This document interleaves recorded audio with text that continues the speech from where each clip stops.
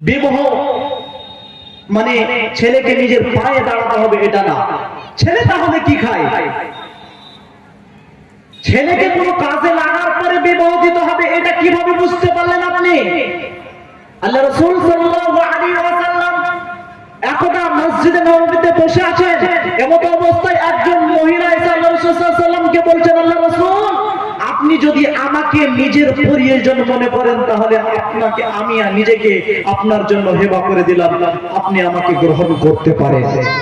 তখন আল্লাহ রাসূল সাল্লাল্লাহু আলাইহি ওয়াসাল্লাম মাথা উঠিয়ে দেখলেন, এরপরে কিছু বললেন না।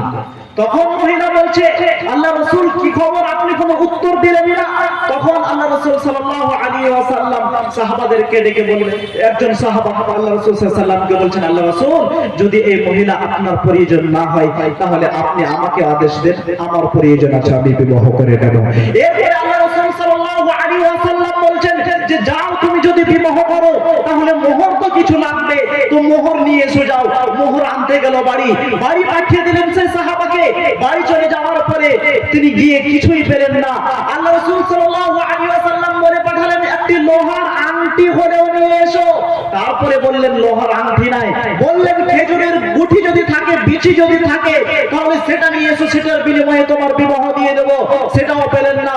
আল্লাহ রাসূল সাল্লাল্লাহু আলাইহি ওয়াসাল্লামকে এসে বলছেন, আল্লাহ রাসূল, কিছুই পেলাম না, এবার কি করব?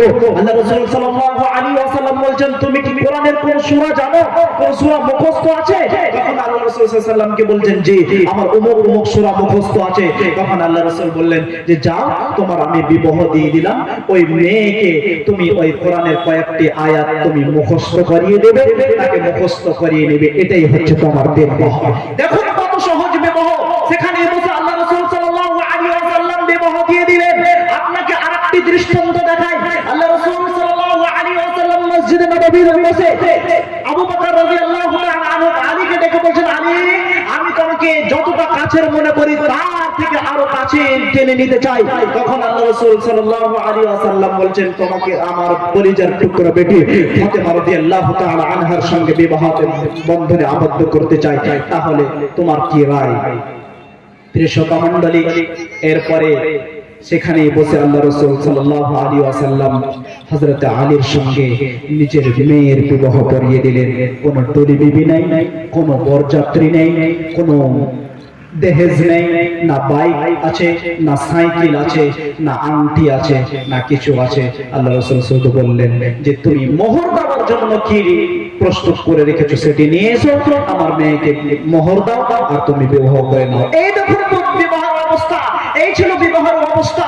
আর আজকে আমাদের সমাজে এমন হয়েছে যে পুরো গ্রামকে খাওয়াতে হবে, নাহলে হবে না। আচ্ছা, ওলিমা করতে হবে, ঠিক আছে, কিন্তু আপনাকে পুরো এলাকা খাওয়াতে হবে, এটা কোথায় পেলেন? যার যতটুকু সামর্থ্য রয়েছে ততটুকু আপনাকে ওলিমা করাতে হবে। প্রিয় শ্রোতা মণ্ডলী, আজকে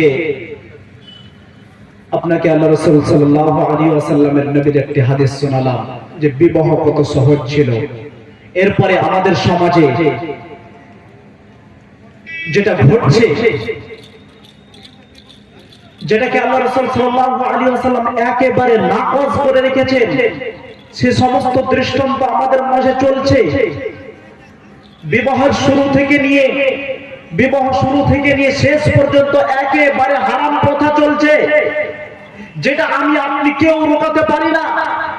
এটা আপনার বাড়ি, আপনার বাড়িতে বিবাহ হচ্ছে, আপনার বাড়িতে ডিজে বাজছে, সেখানে যদি আমি গিয়ে বলি তাহলে সেটা হবে না। আপনি গার্জেন, আপনাকে সচেতন হতে হবে। আর যদি আপনি এই ডিজে বন্ধ না করতে পারেন তাহলে কি বিচারের কাঠগড়ায় আপনাকে একদিন ঠেকে যেতে হবে। আর সেখানে যদি আপনি ঠেকে যান তাহলে আপনার রক্ষা করার কেউ থাকবে না।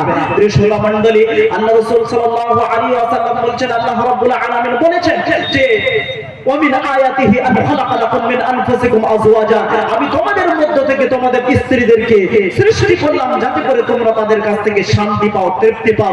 যখন আপনার ছেলের বয়স 18 হয়ে গিয়েছে, 20 হয়ে গিয়েছে, তারপরেও যদি আপনি আপনার ছেলে প্রাপ্ত বয়স হওয়ার পরেও যদি আপনি বিবাহ না দেন তাহলে তো আপনার ছেলে গোমরাহের পথে যাবে, জিনার পথে যাবে, যদি আপনি বিবাহকে কঠিন করে রাখেন। প্রিয় শ্রোতা মণ্ডলী, এর জন্যই বলছি বিবাহকে সহজ করুন।